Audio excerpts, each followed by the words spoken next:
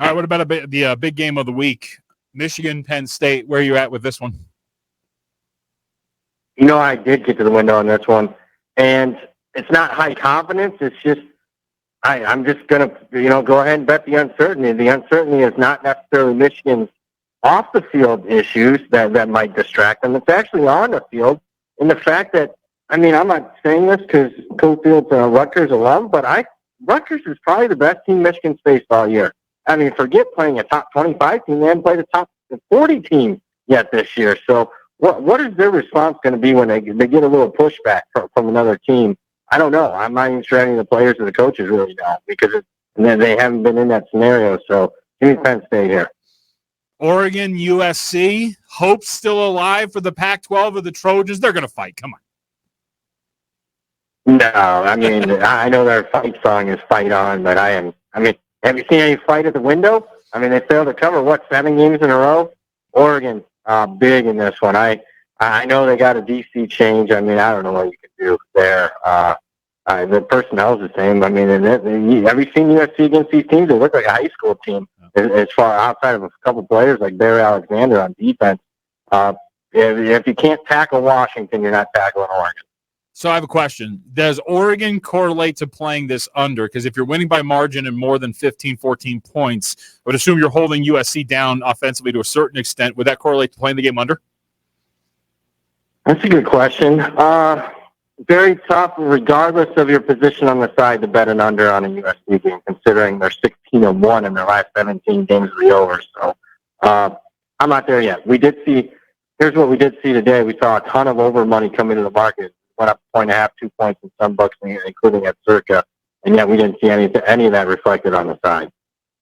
Florida State, over 2 touchdowns better than Miami? Yeah, they play the full 60-minute effort, which we really haven't seen yet this year out of Florida State. Feels like you want to talk about load management and other sports, but it feels like Florida State's Exhibit A in college football. A lot of their players have been sitting out, I don't think it's necessarily been nagging injuries. I just think they've been, the guys have been on snap counts. So it'll be interesting in the rivalry game if we see their full effort. I do think we see Miami's full effort, and if we do, obviously the cable, you've seen the A&M game, you saw the Clemson game. I'm going to take, as long as you find a hook out there, I'm taking the hook with Miami here, plus 14.5. Any indication if it's a change of quarterback for Miami? Not that, considering Tyler Van Dyke has looked far less than 100%, it's not going to move the needle too much, maybe a point or so. My expectation is that Van Dyke will play. Considering our show bet of Colorado getting to 7 wins, I need them to win out. So do you see them at least covering against Arizona here? I bet Arizona this week, so I hope not. But I will say on your behalf, man, that Colorado fourth quarter offense looks good.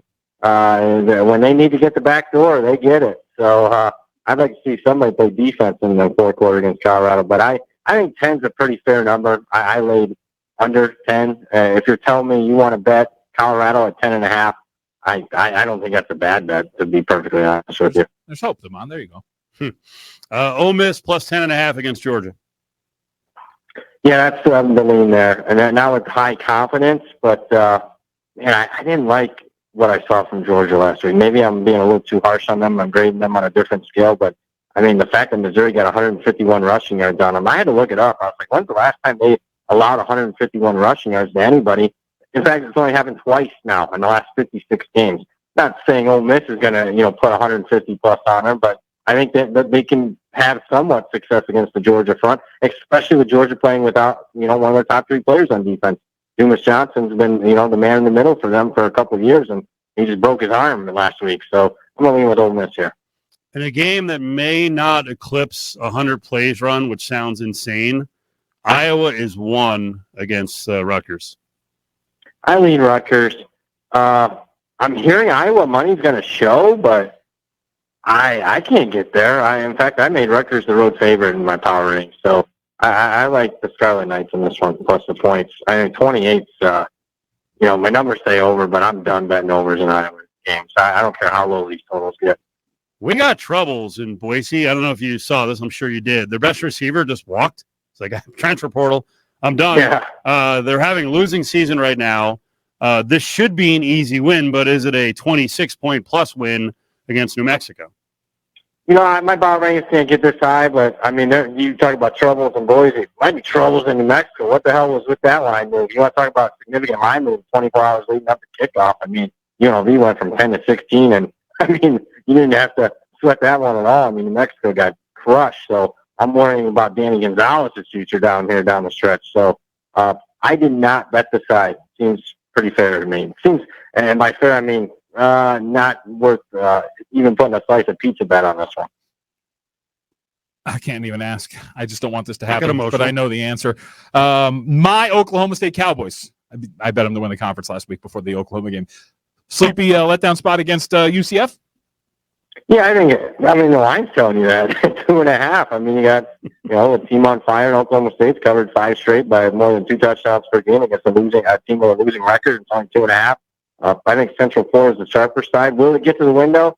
I'm not sure. There is a matchup disadvantage for Central Florida if you want to bet the dog. The fact that their weakness on defense is stopping the run. You got Ari Gordon on the other side, so that's certainly a concern. But I would not be. If Central Florida won the game, would you be shocked? I wouldn't. I mean, it'd be one of the. Yep, I definitely saw that one coming. Some more Pacific and Mountain Time Zone games.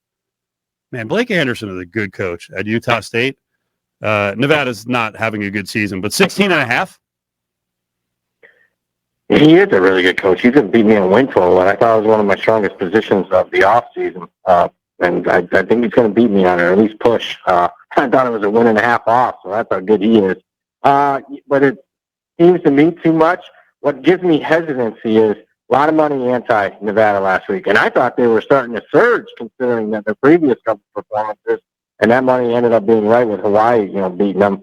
But 16.5, come on, a little pricey there. I'm going to take the one back. Okay, I like that. Come on. Brad Powers with us at Brad Power 7 up on Twitter. BradPowerSports.com. Dozens and dozens of picks every week at every level, too. He loves college football, and he's studying it year-round. Utah Plucky against Washington, plus 9.5? Yeah, in fact, we finally saw Utah Money show. I was wondering when it was. I probably should have been a little bit more part of it. I was waiting to see Penn's would pop, but we saw it today, and here's why there should be Utah Money. This total opened as high as 57.5 at Circa. We are down a touchdown as far as the total. Even from the consensus open, we're down like 5 points. So, and it's weather related. Wind, heavy rain.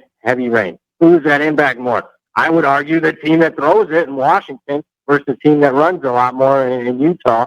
And if you're going to get suppressed scoring, and the total moves is saying that, well, who's that going to suppress? It's going to suppress Washington, the touchdown plus favorite, especially with their style of play. So we didn't see any movement on the side until today. I think Utah's the right play. Would not be surprised Utah wins the game outright if this weather holds and it's going to be as bad as expected. Bad spot for Missouri. I feel like they deserve more credit at home.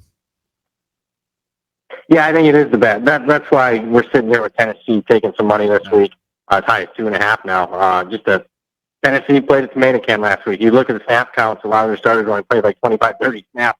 Missouri, meanwhile, a great effort. I upgraded Missouri's power rating after that performance against Georgia, but it seems that took the toll on their team because a couple of defensive starters are banged up. Luther Burden is a very good wide receiver, like second team or first team All-American type for Missouri. He's banged up, might not even play. Tennessee for me. Last one, and this is a big game in the Mountain West Conference. Fresno State, one of the top teams in the conference, but a dog on the road, short trip against San Jose, getting one. I am part of the San Jose State money train this week. One of my favorite plays of the week. Let's just look at current form, last 3-4 games. Fresno State has won their last 3 games, outgained by more than 100 yards to Utah State, outgained by more than 100 yards against UNLV. UNLV had not one but twice inside the 10-yard line late in the game to tie and couldn't do it. Then last week, Boise State allows the 95-yard kick return touchdown in the final play of the first half. They get intercepted in scoring position a couple of times. So I think Fresno State's kind of fraudulent. Mikey Keene's not 100%. San Jose State's fresh off a bye. Their previous 3 games, all 3 blowout wins. I would argue that current form, San Jose State's the better team in a better spot at home. So I like them here. I agree that they should be favorite. Strong close. Brad, we'll talk to you next week. Hopefully you win a lot of money this weekend. We'll talk to you.